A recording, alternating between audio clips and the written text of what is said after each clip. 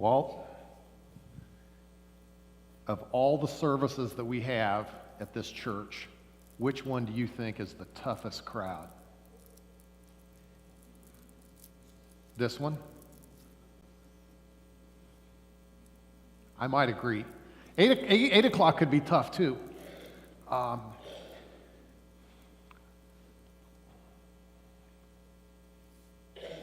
really want to reach you today. I want to begin by asking, why are you here? And I don't just mean here today at 11:15. I mean, in general, why are you here? Why do you go to church? Why do you go to this church? Someone might say, well, I go to church to learn about God. And if you're here to learn about God, I say, great. I hope you learn about God. I hope you find things that are fulfilling to you. But I would say to you, learning about God is not the end. It's not the finish line. It's the means to the end. It's something that should point us in the direction of what the real thing is. Someone else might say, I come here to heal. The number of people that walk in this door whose hearts are breaking, oh my goodness. People that are grieving the loss of a loved one, people that have seen any number of fractures in their life. If you're here today and you need to heal, I say to you, rest. Breathe in the joy and love of God, and just let these people hug on you. And hopefully soon a day will come when you will say, I'm better, and I'm ready for whatever God has. Someone might say, I'm here to be served. Church should take care of me. I'm not getting fed. Preachers really love it when you say that. I'm not getting fed. Oops. I want you to get fed. I want you to feel served. I want you to get something out of being here, but please understand, if that is our dominant paradigm that we carry into this place, we're missing the important part of what it means to be a Christian. I hope that at the end of the day, wherever you're here, each of you understands that we are invited to be a part of a kingdom that's bigger than us. We're invited to be a part of something that calls us out of who we are into something different than what comes naturally to us. Jesus, passive? Hardly. Jesus, visionary? Yeah. You know, I think most people, when they think about Jesus, would prefer a Jesus that just sat next to us in the pew on Sunday and left us alone the rest of the week. The Bible talks about us being conformed to the image of Christ. But I think most Christians would prefer conforming Jesus to an image that we're comfortable with. So we could feel good about ourselves and our relationship to God, but really not have a God that calls anything out of us or asks anything of us. Jesus is a visionary. He has a plan. And in order for his plan to be fulfilled, he needs every single one of us. Isn't it interesting? All authority in heaven and on earth has been given to me. Therefore, what would you say? Imagine you had all authority on heaven and earth. You could say whatever you want. Big party at my house tonight. I'm buying a yacht. What would we say? All authority on heaven and earth has been given to me. Jesus says, go. The very most important thing that he has to say to us about our existence here in this world is go. Go and make disciples. Teach them, love them. Teach them to go and do and live. When I was a kid, and I used to think about go and make disciples, I thought about how we needed to go all over the world and straighten people out so they would believe the way we did. And I figured we needed to find anybody that we could and make sure, now you believe it the right way, don't you, Bob? Absolutely. Now, I'm going to check to make sure. And if you died today, would you be going to heaven? I mean, there was this sort of a preachy arrogance about telling. And if you think about it, with the media and technology, I'll bet there aren't hardly any unreached people groups left in the world. Probably most of the people that live in the world know the basic story of Jesus. The problem isn't that the information isn't out there. The problem is that the church, by and large, over the last 100 years, has delivered it to the rest of the world in a very painful, arrogant, exclusive sort of a way. So people see Christians coming, and they head the other direction. There's a whole plethora of books out right now in the last few years. This one is called Unchristian: What a New Generation Really Thinks About Christianity and Why It Matters. I've got a gaggle of them in my office. When Christians Get It Wrong. They like Jesus but not the church. These are the titles. The Almost Christian. Loving God when you don't love the church. Quitting church. I'm fine with God. It's Christians I can't stand. I want to say to you today that if we're going to hear Jesus say go, the how is really important. This world doesn't need anybody else to scare them or make them feel bad. But God is still looking for people who will go in His name to love and invite people to Himself.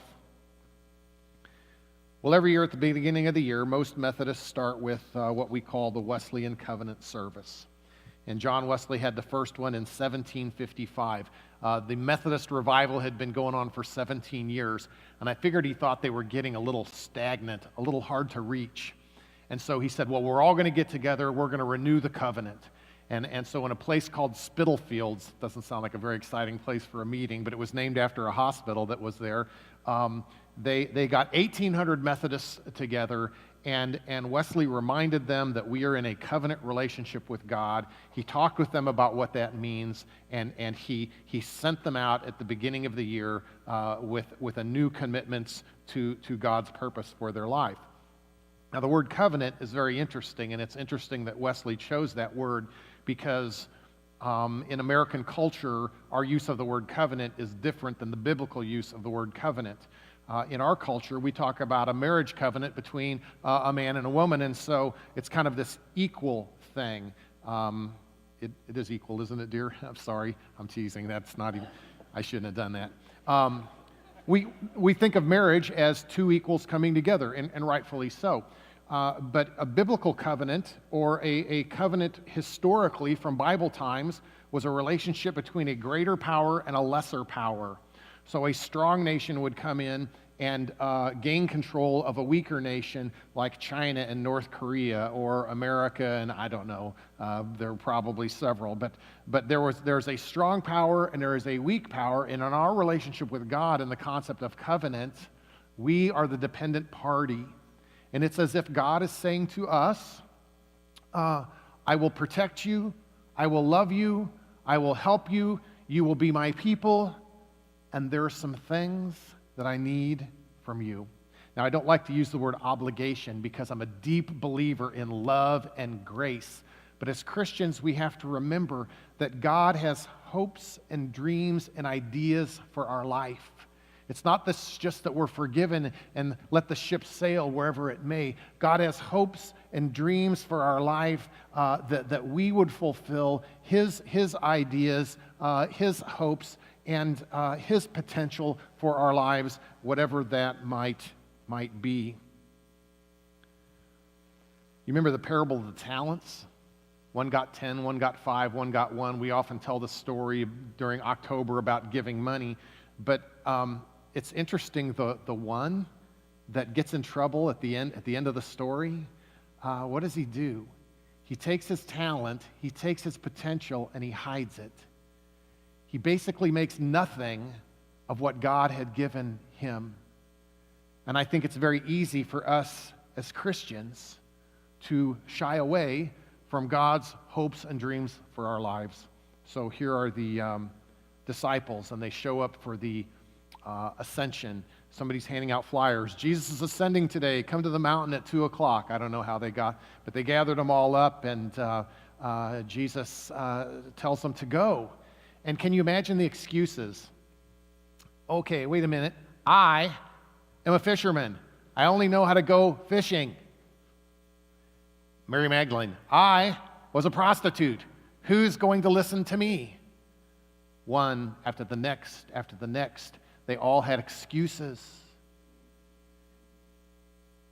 God knows about our weakness. God knew about their past. He chose not to focus on that. Jesus didn't say, oh yeah, you're right, I'll find someone else.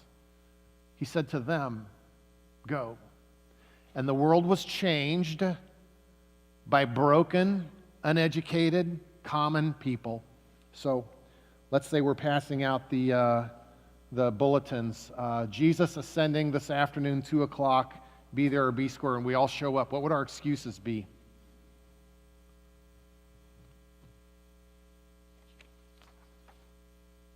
I'm busy. I'm tired. You know how many emails I have to answer, Jesus? You know, I don't have a lot of confidence about the Christian faith. In fact, sometimes I don't feel very spiritual. Do you ever not feel very spiritual? Welcome to the human race. And it's embarrassing when it's Sunday and you're the preacher and you feel that way. What would our excuses be? I'm too young. I'm too old.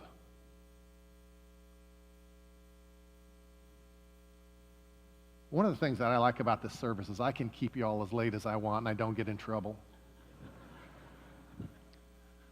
Now, Bill, I didn't ask you, I didn't warn you. How many mission trips have you been on? Approximately? 20. And when did you go on your first one?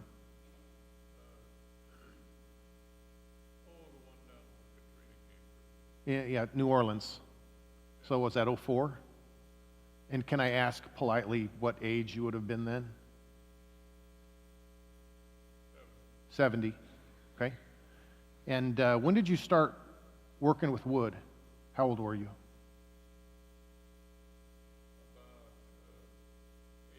About it?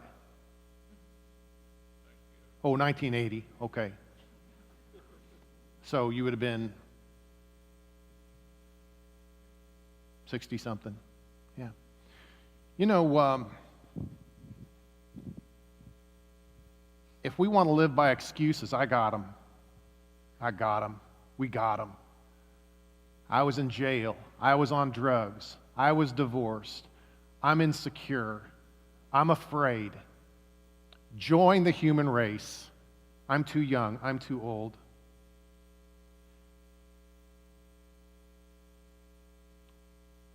Jesus knows our past. He doesn't focus on it. He's not landed there. He's landed in our potential. And he's hopeful that we will see just even a part of what he sees in us. Because when we do, when we open ourselves up for God's possibilities, all sorts of amazing things can happen. How do great things come to be anyway? Are great things created by people who give up and are afraid? No. Great nations, great organizations, great buildings are built by people that just have a perseverance. Some years ago in Washington, D.C., I remember the Lincoln Memorial thinking, wow, these pillars are awesome, these marble pillars. I thought, wow, we're as cool as the Greeks. I mean, it's just amazing. And the Washington Monument, and we have a picture of this. You'll notice about a third of the way up, the color of the stone changes. You probably know why. Because they started that with a great gusto in the 1840s, and they ran out of money. And the Civil War came along, and it just kind of stayed a little stubby thing for 40 or 50 years. And then they got back together and they figured out how to raise the money and they got the stone and they finished the monument. Great things are accomplished by people who do not succumb to excuses, but choose to believe impossible dreams. You know, anybody can have a church. You get a preacher, you give him a guitar, a storefront, and a few people, we got a church. What makes a great church? What makes an extraordinary church? I want to hold up 3 things to you today because good preachers always have 3 points. Extraordinary churches, 3 things. Number 1, the people that go there believe what they're talking about. In other words, tomorrow when you go home, you're still going to be thinking and talking about what we're talking about today. That tomorrow and the rest of the week, this isn't just what Jeff thinks or what Jeff talked about, but all of us are thinking about our mission. And our mission is what? Connecting people to Jesus Christ. If you attend church here, I want you to learn, whether you remember or not, that phrase. Connecting people to Jesus Christ. Somehow what we do invites people into this loving, amazing relationship with God through Jesus. Healthy, extraordinary churches are populated by people that get it, grassroots all the time, not just on Sunday morning. Number 2, extraordinary churches exhibit extraordinary graces. And what I mean by that is, do you know Christians have a reputation sometimes of being surly? Isn't that terrible? I talk to people, some of the worst customers are Christians. You know, I don't know about you, but I think a Christian is more than thinking something in your brain. It's more than believing a few things. Being a Christian really means trying to become like Christ. The whole fruit of the Spirit, love, joy, peace, patience, goodness. You know, I'm not a perfect husband, but I'm trying. It matters how we treat our spouses. It matters how we treat our children. And if we want to be a church where people go, I want to go to that place, we've got to let the love, joy, peace, patience, goodness, and kindness grow inside of us. Extraordinary churches are populated by people that are trying to become more gracious and loving, more like Christ. Doesn't mean we're perfect, but we're working on it. We're open to being changed and drawn closer to Jesus by the Holy Spirit. Number 3, in extraordinary churches, they don't just have faith, but they act on their faith and they make seemingly impossible things possible. I remember the first Sunday of the year that I was here. It was a long time ago. And I asked several people in the church to write up a couple of paragraphs of what they would like to see happen in Woods Chapel in 1995. And I asked them to do that because I didn't feel like I had the right to say, and I don't know that I had any good ideas at the time. And I got to read that Sunday morning some wonderful things that people dreamed about and believed in for their church. And you know what's awesome about that? Great churches are built on the dreams of the people. They're built on your dreams. They're not built on my dreams. People say to me all the time, Jeff, your church, blah, blah, blah, blah, blah. And what do I say? Not my church. It's your church. I'm the employee. I'm not going to be here forever. This is Sarah Wells' church. This is Sandy's church. This is Bob's church. This is Bill's church. This is your church. And what we do in the coming year has so much more to do with how God gets a hold of your heart than mine. Though I want to be a part of it. I'm not saying I'm going to sit on the sidelines and watch. But great churches are made and built because the people believed. And the people felt the tug of the Spirit. And the people set aside all the things that we humans naturally do and sought instead God's potential in their life. So, what's in store for us in the coming year? I don't know. More programs? More people? You ever feel like we got enough programs? You ever feel like we got enough people? How long you been coming here? 5, 6 years. 5 or 6 years, yeah. You know, if we'd have thought 6 or 7 years ago we had enough people, maybe Bob and Sharon wouldn't be here. See, it's uncomfortable for us to have more programs and more people, but every time we keep the doors open, we reach other people, and they're welcomed in, and they find a home. And I'm not interested in a bigger church, and I'm not interested in more programs, but I'm going to tell you this. I am desperately interested in us fulfilling our potential for Jesus Christ and His kingdom.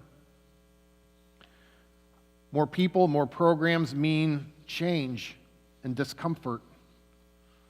Nobody likes feeling uncomfortable, do they? When I was a kid, I thought spiritual people came to church, they stayed awake during the sermon, because there were some that didn't. They would turn the lights down during the sermon in the church I grew up in. Maybe that made it easier, I don't know. Anyway, they went to church every Sunday, they stayed awake during the sermon, and they went to Sunday school and they gave money. All of that stuff's important. I want you to go to church. I want you to do all those things. But there is a mark of spirituality that I have come to think about and love, and it has to do with setting aside our comfort for the sake of the mission. This has got to be my favorite quote, and if I've told it to you too many times, we'll just say it till we can all memorize it. Spiritually developed people are those who've learned to set aside their personal preference and comfort for the sake of the mission. Erwin McManus, he said, you don't get to choose your parents, your race, your skin color. You don't get to choose your language or economic conditions when you're born into this world. You get very little to say about the beginning of your life here, but you have a great deal to say about what happens along the way, about the journey, about the level of things that happen in your life, about your destination. You get to shape that journey. So there's this theme in the Bible. God tells Abraham to leave his home in Ur of the Chaldees, wherever that was, and go to a land. I'm not even going to tell you where it is. He says, I'll show you along the way when you get there. He says, go. And so here we have Jesus today telling his disciples to go. If there's anything we know about what God does, he invites us to leave our autopilot, the way we would just normally, naturally live our life, and instead ask the question, what would my life be like if God was in the middle and I was truly listening to what he was calling me to do? Maybe you'd get involved in some existing mission around here. Maybe you'd start a Sunday school class. Maybe you start a new mission. Maybe this year we build 25 more homes in Nicaragua. I don't know. It's not up to me. It's up to you. It's up to what God places on your heart. Maybe someone would say, I've been feeling this tug, and I want there to be a video one of these days like there was about Billy Moss, because I'm feeling called to ministry, and it just won't leave my life. As we start this year together, what I'm saying to you is God's potential for us is well beyond what we could ask or think.